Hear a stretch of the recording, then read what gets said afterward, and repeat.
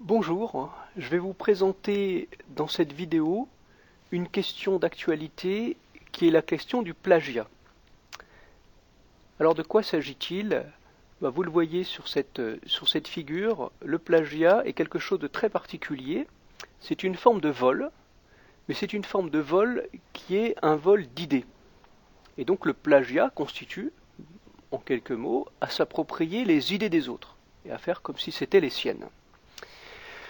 Donc dans cette présentation, qui sera disponible également sur mon site web dont vous avez l'adresse ici, je vous présenterai ce que c'est que le plagiat, les problèmes que ça pose, mais aussi comment est-ce qu'on fait pour transformer le plagiat en une vertu.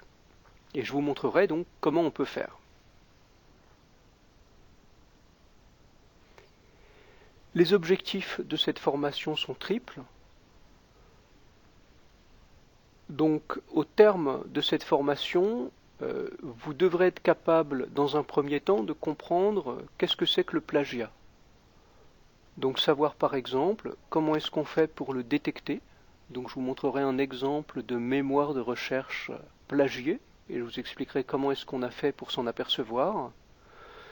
Et puis, dans un deuxième temps, ce chapitre sera consacré à comprendre finalement d'où ça vient, quelles sont les motivations pour plagier. Et puis finalement, on parlera ensemble des risques que l'on court en se livrant à ce genre de pratique. Le deuxième chapitre est consacré à ce qu'on appelle les bonnes pratiques. Donc on y verra comment est-ce qu'on fait pour sourcer une citation, et puis comment est-ce qu'on présente les choses, notamment comment est-ce qu'on fait soit des références, soit ce qu'on appelle de la bibliographie.